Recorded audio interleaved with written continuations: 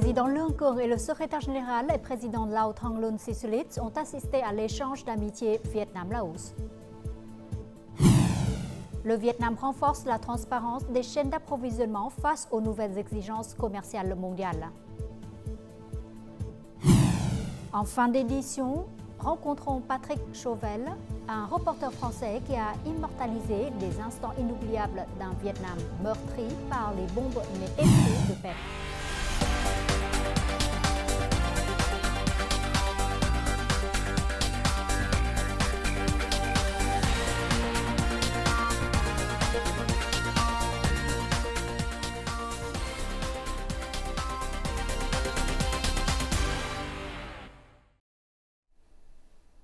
Mesdames et messieurs, bonjour, bienvenue au journal francophone.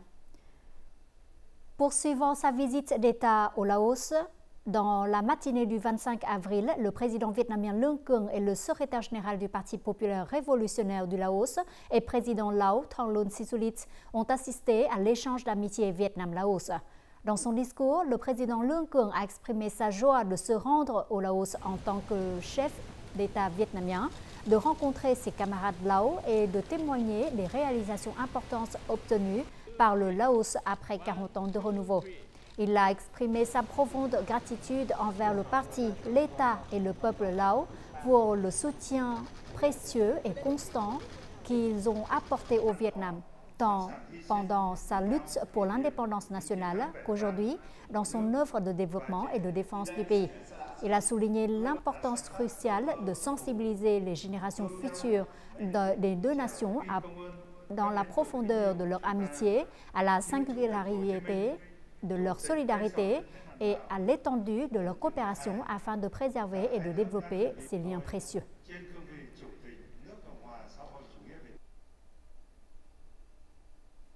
Ce vendredi à Vientiane, le président vietnamien Lương Cường a eu une entrevue avec le premier ministre laotien Son Say Siphandone.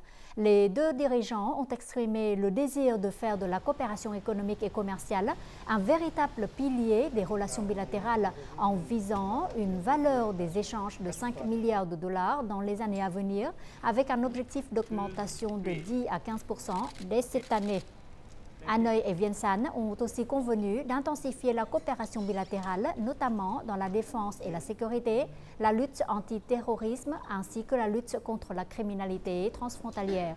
Ils ont décidé de continuer de collaborer étroitement dans la recherche, la récupération et le rapatriement des restes des soldats volontaires et experts vietnamiens tombés au Laos. Lương Cường et Son Say Siphandone ont affirmé leur volonté de renforcer les échanges d'informations et de se consulter régulièrement sur les questions régionales et internationales. Toujours ce vendredi, au siège de l'Assemblée nationale du Laos à Vientiane, le président Lương Cường a eu une entrevue avec le président de l'Assemblée nationale laotienne, Son Say-Phon Phonvihan. Les deux dirigeants se sont engagés à renforcer les échanges d'expériences en matière de législation et d'institutions de façon à proposer un couloir juridique favorable aux échanges des entreprises et des localités vietnamiennes et laotiennes. Dans le cadre de sa visite d'État, le président vietnamien Lương Cường a rencontré ce vendredi la communauté vietnamienne au Laos.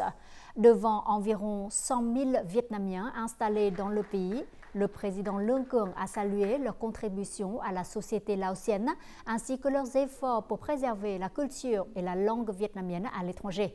Le chef de l'État a réaffirmé que les Vietnamiens de l'étranger restent une partie inséparable de la nation. Il a promis de poursuivre les politiques favorables pour les encourager à investir, innover et se rapprocher davantage du pays natal. Lors de sa visite à l'ambassade et au consulat général du Vietnam, le président Lương Cường a appelé les représentants diplomatiques à renforcer leur veille, à soutenir les citoyens vietnamiens et à accompagner le développement économique du Laos dans un esprit d'entraide et de coopération durable.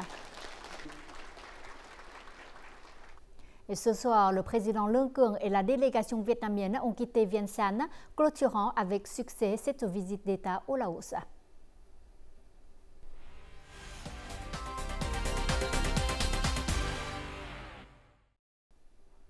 Plus de 10 000 acheteurs venus des États-Unis, d'Allemagne, du Japon et d'ailleurs se sont réunis à Ho Chi Minh Ville pour l'édition 2025 du Global Sourcing Fair Vietnam.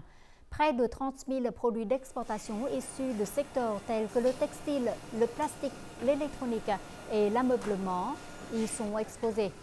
Les importateurs de plus de 20 pays et territoires y participent.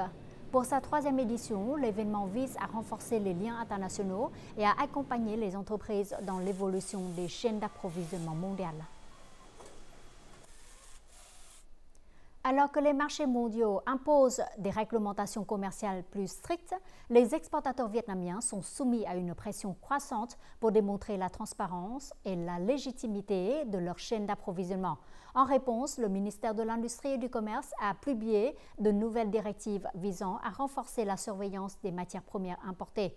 Les entreprises affinent également leur stratégie d'approvisionnement afin de réduire les risques liés à la défense commerciale. Plusieurs entreprises mélangent désormais des matières premières nationales et importées afin d'optimiser la production, de minimiser les risques liés à la défense commerciale et de respecter les normes de conformité sur les marchés exigeants. Il nous arrive de recevoir des demandes consistant simplement à coudre des étiquettes sur des produits déjà fabriqués. Nous les refusons systématiquement car soutenir une telle pratique nuirait à la crédibilité que nous avons patiemment construite autour de notre processus de fabrication entièrement authentique. Selon l'Association des entreprises de Ho Chi Minh Ville, la diversification des sources de matières premières réduit la dépendance à l'égard de quelques grands marchés. La transparence sur l'origine des produits est désormais considérée comme un point d'entrée incontournable pour les entreprises souhaitant rester dans les chaînes d'approvisionnement mondiales. Nous avons besoin d'un suivi clair et transparent de l'origine de tous les intrants, conformément aux normes internationales.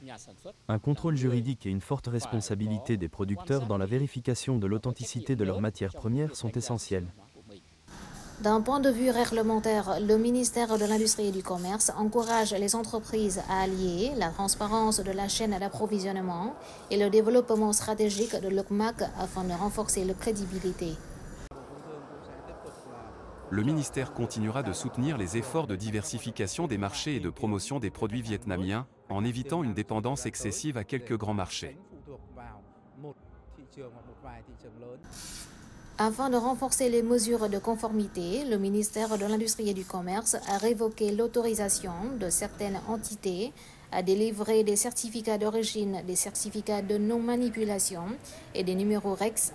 Le processus de certification a été transféré à la Chambre de commerce et d'industrie du Vietnam afin de renforcer la réputation des produits vietnamiens à l'international.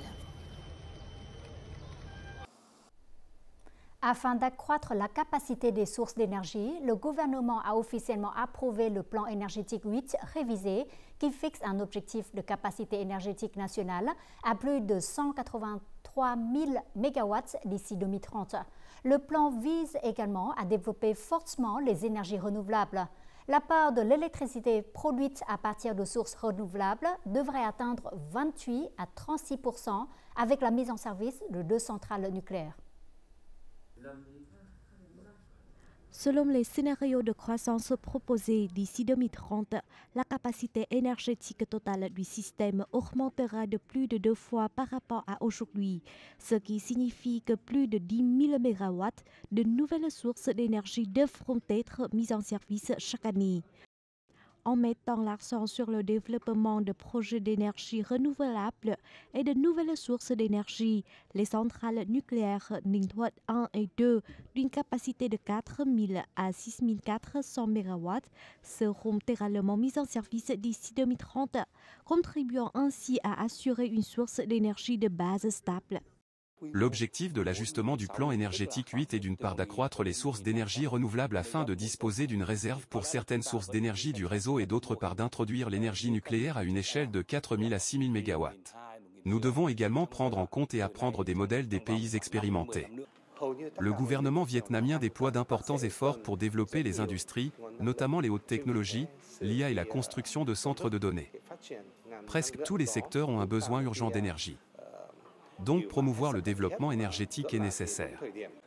Selon l'évaluation, l'intégration des sources d'énergie propres et de l'énergie nucléaire est appropriée et répond aux besoins de croissance à venir, mais avec un délai de mise en œuvre de plus de 5 ans. Outre les solutions technologiques, le processus d'investissement doit être ajusté. Nous devons disposer d'une réglementation très précise sur les types de licences pour les centrales nucléaires, de l'emplacement à la conception, en passant par la construction et l'exploitation expérimentale. Sur cette base, les licences leur seront délivrées pour leur exploitation, évitant ainsi les retards dus à la lenteur de nos procédures juridiques. Pour atteindre les objectifs fixés dans le plan énergétique 8 révisé, on estime que le total des investissements dans le secteur de l'électricité sur la période 2026-2030 nécessitera environ 136 milliards de dollars. La mobilisation de sources de capitaux extra-budgétaires est donc indispensable pour alléger la pression sur l'économie. Notre journal continue avec les taux de change et l'indice de la bourse du Vietnam pour ce 25 avril.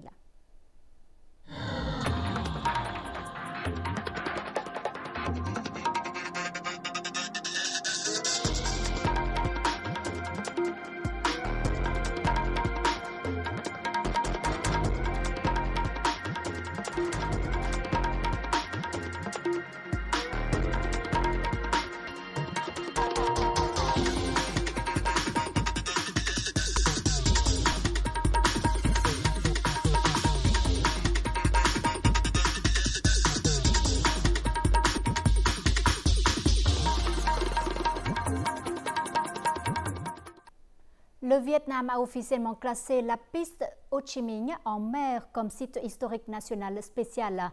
La cérémonie de reconnaissance s'est tenue jeudi soir sur le site historique de Vam Luong, dans le village de Rạch Gốc, district de Ngọc Hiền, province de Cà Mau. À l'occasion du 50e anniversaire de la libération du Sud et de la réunification nationale, mise en place en 1962, cette voie de ravitaillement maritime a joué un rôle essentiel pendant la guerre contre l'impérialisme américain. Elle a permis d'acheminer plus de 6600 tonnes d'armes et de matériel vers le front sud. Les marins de l'unité 962 ont bravé de grands dangers pour assurer ce transport, contribuant ainsi de manière décisive à la victoire finale du pays. Et à l'occasion du 30 avril, le Centre de conservation de monuments de Huế annonce l'ouverture gratuite en soirée de certaines zones de la cité impériale. Les visiteurs pourront découvrir le jardin Triệu Phương et le palais Nội Vụ, deux espaces habituellement fermés la nuit. C'est la deuxième fois que cette ouverture exceptionnelle est proposée, la première ayant eu lieu en 2024. Autre moment fort, dès le 26 avril, des tirs de canon seront organisés depuis la tour du drapeau de Huế, reprenant une cérémonie symbolique de la dynastie Nguyen. Une belle occasion pour le public de découvrir le patrimoine immatériel sublimé par les jeux de lumière et de rapprocher la culture de Huế du public vietnamien et international.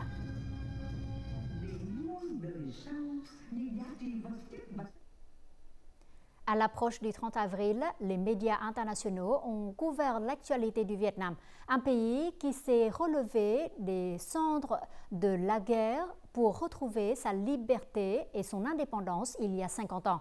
Cet événement mémorable reste non seulement gravé dans la mémoire du peuple vietnamien, mais aussi profondément ancré dans l'esprit de nombreux amis internationaux. Parmi eux figure Patrick Chauvel, un reporter français qui a immortalisé les instants inoubliables d'un Vietnam meurtri par les bombes, mais épris de paix. Dans cette salle remplie de souvenirs de guerre, le Vietnam occupe une place spéciale. Il s'agissait de la première mission de Patrick Chauvel en tant que photojournaliste à l'étranger. Au lieu de prendre parti pour l'armée américaine, Patrick a compris que sa mission était de raconter la vérité de manière impartiale.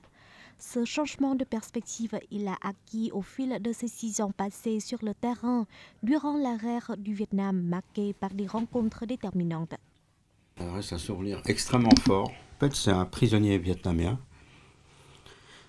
qui était accroupi à côté dans la jungle. Et il m'a dit, je suis un commissaire politique, j'ai fait mes études en France. Il a continué à parler de pourquoi il se battait. Il a comparé la révolution vietnamienne à la révolution française.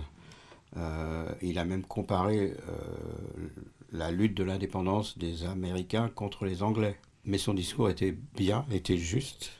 J'ai quitté l'idéologie américaine sans m'en rendre compte. De 1968 à 1974, Patrick était présent sur de nombreux fronts au Sud-Vietnam et sa perspective anti-guerre changeait de jour en jour, image par image. On veut aussi que la guerre s'arrête, donc pour qu'elle s'arrête, on montre l'horreur. Le soldat américain blessé, désillusionné, les cadavres de civils. Montrer l'horreur pour que les Américains s'en aillent et que ça s'arrête. Aujourd'hui, le Vietnam reste un souvenir précieux pour Patrick Chauvel. Ce souvenir apparaît dans les livres qu'il a écrits et les expositions qu'il a organisées.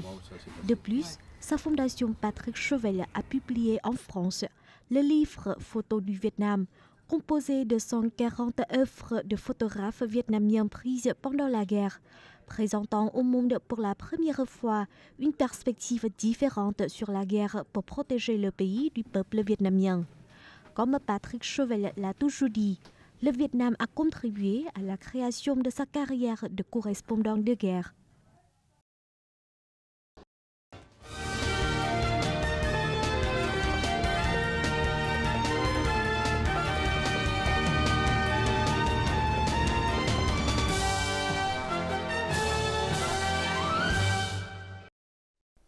Tout de suite, un condensé des faits marquants de la semaine écoulée, résumé en bref et en images. Le secrétaire général du Parti communiste vietnamien Tô Lâm a assisté à un concert spécial intitulé Symphonie de la paix le 21 avril à l'Opéra de Ho Chi Minh Ville pour célébrer le 50e anniversaire de la libération du Sud et de la réunification nationale. L'événement, organisé par le comité populaire municipal, comprenait des prestations de l'orchestre symphonique et de l'opéra de Ho Chi Minh Ville et a offert au public une expérience musicale élégante et émouvante. À l'invitation du secrétaire général du Parti populaire révolutionnaire Lao et président laotien Thongloun Sisulit, le président vietnamien Luong Quang a effectué une visite d'État au Laos les 24 et 25 avril. À la suite de la cérémonie d'accueil officielle, les deux présidents se sont entretenus, réaffirmant leur volonté de renforcer et d'approfondir les relations bilatérales, notamment dans la défense, sécurité, le commerce et l'investissement. Les deux pays sont déterminés à porter le commerce bilatéral à 5 milliards de dollars dans les années à venir. À l'issue de l'entretien, le président Luong Quang et le dirigeant Lao Thongloun Sisulit ont assisté à la cérémonie de signature de plusieurs documents de coopération. Le Premier ministre Phạm Minh Chính a participé le 23 avril à un sommet virtuel sur l'action climatique en tant que dirigeant d'un pays pionnier dans la mise en œuvre du partenariat pour une transition énergétique juste GETP. Le sommet a réuni 16 chefs d'État et de gouvernement et présidents d'organisations régionales. Prenant la parole lors de la conférence, le chef du gouvernement vietnamien a affirmé que le Vietnam resterait fidèle à son objectif de neutralité carbone d'ici 2050. Pour ce faire, le Vietnam espère continuer à bénéficier d'un soutien efficace de la part de la communauté internationale. Le Premier ministre Phạm Minh Chính a présidé le 22 avril une réunion destinée à préparer de nouvelles négociations sur les droits de douane avec les États-Unis. À la suite de la publication de la nouvelle politique tarifaire américaine, le Vietnam a pris des mesures opportunes et flexibles, aussi bien sur le plan politique et diplomatique qu'économique. En effet, le pays a proposé d'annuler les droits de douane sur un certain nombre de produits américains et a réglé plusieurs problèmes soulevés par les investisseurs américains. De plus, les deux parties ont affiché leur volonté commune de poursuivre des échanges commerciaux durables et équilibrés. Lors de la réunion, Phạm Minh Chính a demandé aux autorités compétentes de faire preuve de flexibilité et de créativité dans les prochaines négociations avec les États-Unis.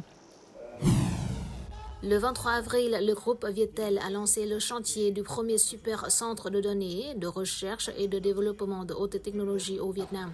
Situé dans le district de Cu Chi de Ho Chi Minh Ville, c'est le premier centre de données au Vietnam à atteindre une capacité de plus de 100 MW, figurant ainsi dans le top 10 d'Asie du Sud-Est. Il s'agit du 16e centre de données du groupe Vietel avec environ 10 000 armoires rack. La première phase du projet devrait entrer en service au premier trimestre 2026 et l'ensemble du projet sera achevé avant 2030. Au cours de la semaine écoulée, de nombreux événements culturels ont été organisés pour célébrer les 50 ans de la réunification nationale. La semaine du film en célébration du 50e anniversaire de la réunification nationale s'est déroulée du 22 au 25 avril à Hanoï. Il s'agissait de l'occasion pour les cinéphiles de profiter de 8 films révolutionnaires, dont 4 documentaires et 4 longs métrages. Plus de 300 images, documents et objets illustrant la victoire de la guerre de résistance contre les États-Unis sont exposés au musée Ho Chi Minh à Hanoï. Intitulée « Un pays plein de joie », l'exposition se tient du 23 avril au 10 août. De plus, les forces militaires du Laos, du Cambodge et de la Chine sont arrivées au Vietnam pour participer au défilé célébrant le 50e anniversaire de la réunification nationale. Ils s'entraînent dur avec l'armée vietnamienne pour la cérémonie commémorative qui aura lieu le 30 avril à Ho Chi Minh Ville.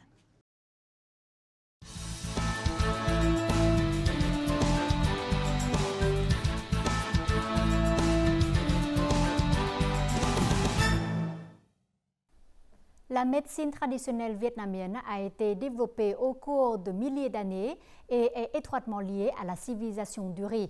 Originaire des plantes médicinales, la médecine traditionnelle est un trésor de la nature. De nos jours, les médecins vietnamiens s'efforcent toujours de développer et de valoriser la quintessence de la médecine traditionnelle dans la vie moderne.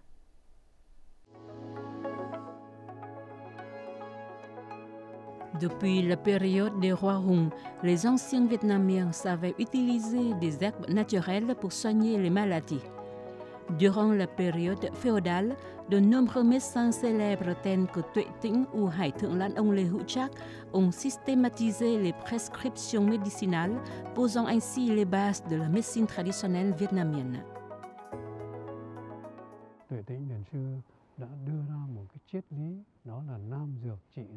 Le maître Zen Thu Trinh a avancé une philosophie selon laquelle la médecine vietnamienne traite les Vietnamiens.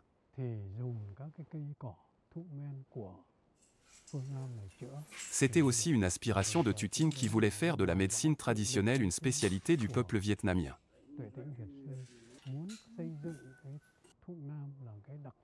Cette philosophie est toujours valable aujourd'hui.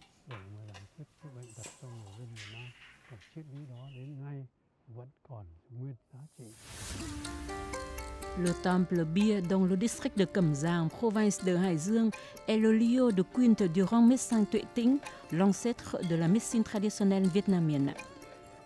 À son époque, il enseignait aux gens comment distinguer les plantes médicinales et utiliser des méthodes d'acupuncture et d'acupression pour prévenir et traiter les maladies. Hải Thượng Lãn Ông Lê Hữu Trác est un autre grand maître de la médecine traditionnelle vietnamienne. Au cours de près de 30 années de recherche et de pratique, il a hérité de la quintessence de la médecine orientale, combinée à son expérience pratique. Il est l'auteur de nombreux ouvrages médicaux célèbres, notamment Hải Thượng Y Tông Tâm Linh, une synthèse complète des théories, des méthodes de traitement et de l'éthique médicale. La nature et la qualité du sol au Vietnam sont propices à la culture de nombreuses plantes médicinales. Par conséquent, les Vietnamiens disposent de nombreux médicaments et d'herbes médicinales précieuses. Cependant, ces connaissances sont dispersées, certaines sont synthétisées dans des livres, tandis que d'autres ne sont transmises qu'oralement. De nombreux remèdes n'ont pas été mis à la disposition de la communauté.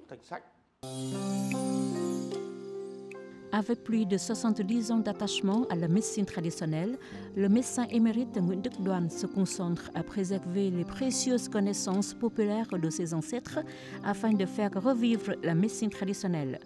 Lui et ses collègues ont fondé l'Association de médecine traditionnelle du Vietnam qui compte désormais plus de 2000 membres à travers le pays.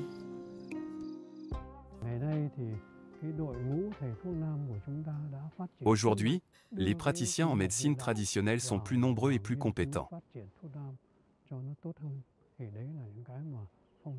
Leur point fort est qu'ils sont capables de combiner la médecine moderne avec les remèdes traditionnels. Grâce à eux, la médecine traditionnelle continue de se développer.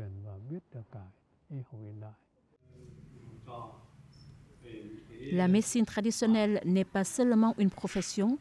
Pratiquer et préserver les remèdes précieux de la médecine traditionnelle, c'est de préserver une quintessence de la nation.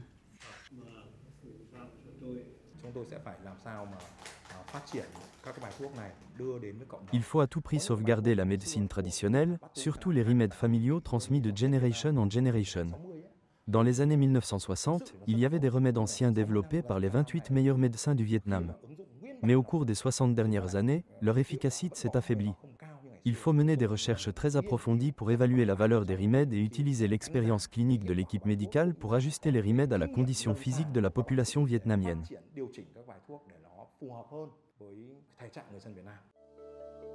Selon les statistiques de l'Organisation mondiale de la santé, environ 80% de la population mondiale se fait soigner par les méthodes de médecine traditionnelle. À l'avenir, la médecine traditionnelle vietnamienne aura davantage de potentiel de développement en raison du besoin des populations en matière de soins de santé naturels et sûrs. En fin du journal, voyons tout de suite les prévisions météo dans les principales villes du Vietnam pour demain.